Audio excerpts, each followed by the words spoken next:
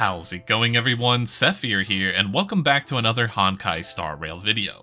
Today is going to be a weekly guide that's going to show you all of the super important things that you need to get done this week, which is going to be good for week 2 or the level range of Trailblaze 30 through 40. So there's going to be some really important things in here, including some massive mistakes that you can make, so you're going to want to be sure to avoid those. But first, here's a free code. I'm going to pop a code up on the stream. This is going to be good until May 7th, so you can go ahead and cash that in and get some free goodies inside of the game. So now let's move on to that massive mistake that you can make this week. So there's going to be a lot of new things refreshing within the week, but the most important thing is that we are approaching Trailblaze level 40. And with Trailblaze level 40 is going to increase our Equilibrium world level. So as you can see here on the screen, the Equilibrium world level is going to affect several things, including the Calyx, the Stagnant Shadow, Caverns of Corrosion, as well as the Echo of War. And this is going to be the important part. Echo of War is very, very crucial. Why is Echo of War crucial? It is because it is only being able to be completed about 3 times per week. So if you do this early on while your Equilibrium level is still level 2, then you are going to get lower rewards for that week. If you wait until your Equilibrium level is 3 and you are Trailblaze level 40, then you will be getting higher rewards for the week. So this is going to be really important to do. If you have done it already, don't worry, it's not the end of the world, but it would be nice to get some bonus and extra materials, as these things tend to gate your trace talents quite heavily. So now with that out of the way, let's talk about what we were going into before with that level cap. So that level cap being up to 40 here pretty soon is going to be very important. It's going to change a lot of things and set the pace for next week, so hitting it is going to be crucial.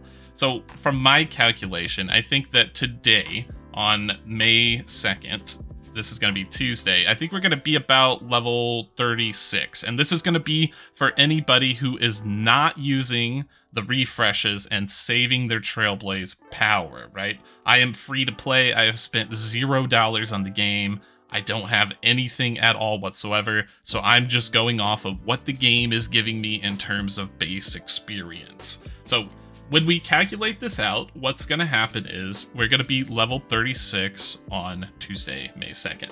After that, we are going to be level 37 on the 4th of May, which is going to be Thursday, and then 38 on Saturday. So we're getting close to the end of the week there.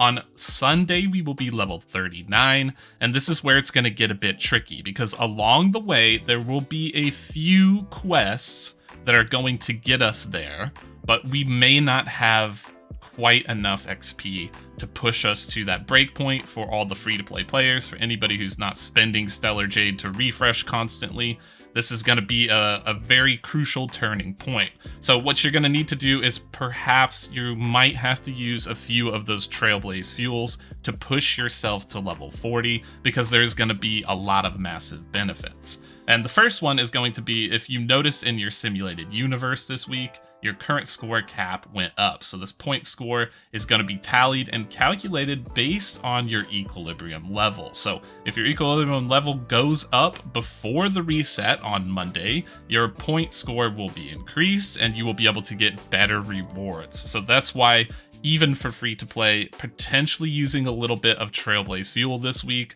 will be really good, because you're going to get bonus rewards. It's going to make up for what you have lost. So that's going to be the most important part.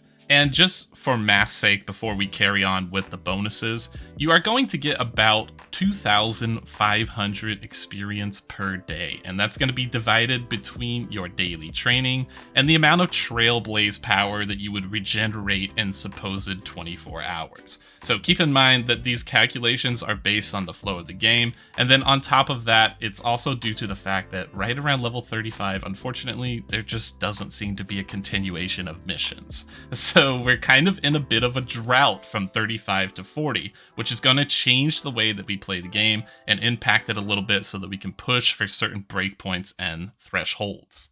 All right, now why is that level 40 important?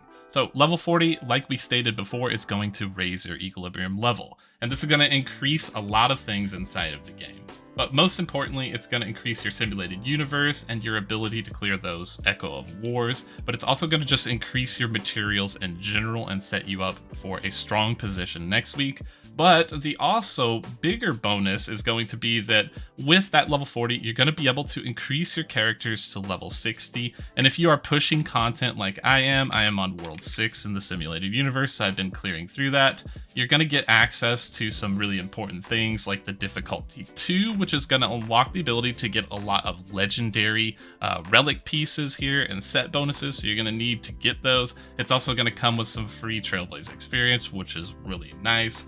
But it's also going to affect your Forgotten Halls, and this is going to be a big thing that I want to talk about because it will be possible for free-to-play players. It's going to be definitely possible for anybody who's been refreshing resin, so all these whales out there will definitely get it. But the Forgotten Halls, once you clear the first 15 floors of memory, you actually have another set similar to Genshin Impact, which is going to be called the Memory of Chaos, as stated on the screen, and this is going to reset periodically. So the goal is to reach level 40 and somehow get into this Memory of Chaos and clear as much as you can before a potential reset on Monday and more resets coming up in the future, right? So the only way to do that, in my opinion right now, because I have cleared quite a bit of Forgotten Halls, but I am stuck towards the end of 14 currently as free to play. I have quite a nice roster and lineup, but these characters are requiring me to kill them in a certain amount of turns, right? And I can't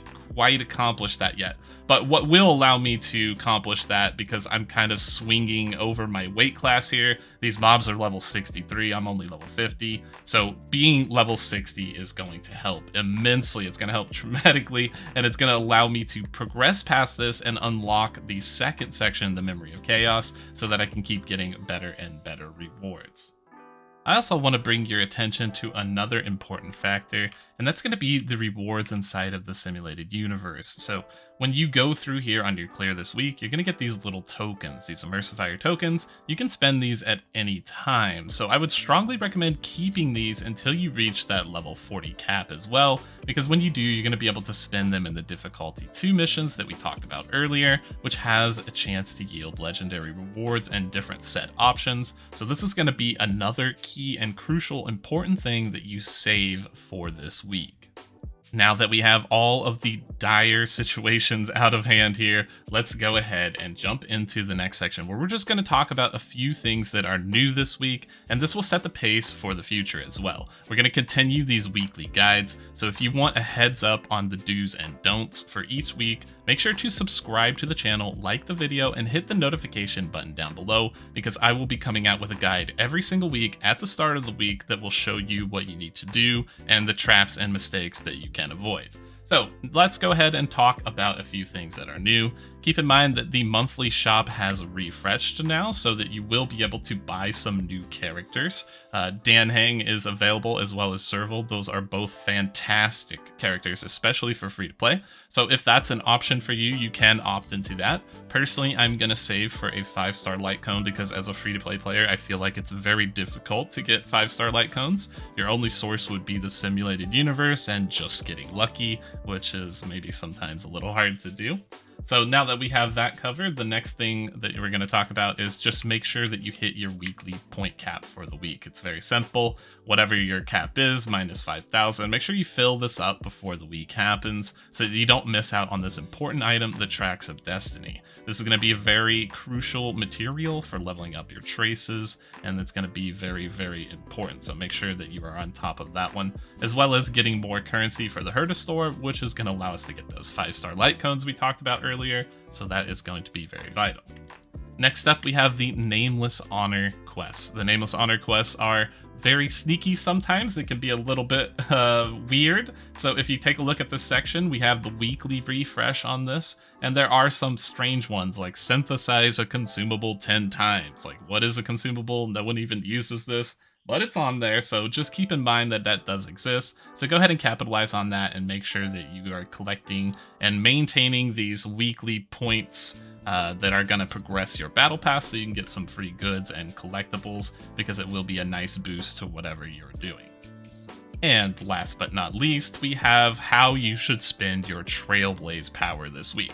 So if you are in that 30 to 40 range, I would strongly recommend going for materials to upgrade your characters and ascension level upgrades, because keep in mind we will be hitting level 40 at the end of the week most likely, and you're going to need to start preparing these materials because it takes several of these in order to actually level up the characters that you need to level up. So you're going to need that to advance your simulated universe, and you're also going to need that to advance your Forgotten Halls, so it's going to be very important. I would strongly recommend to focus on these two things, as farming relics will be much better later on when we reach higher equilibrium levels and we have chance to get legendary relics, because they come out with higher stats in general, as well as more stats on the base item, which allows you to re-roll into the good stats that you want additionally. So it's just going to be better all in all.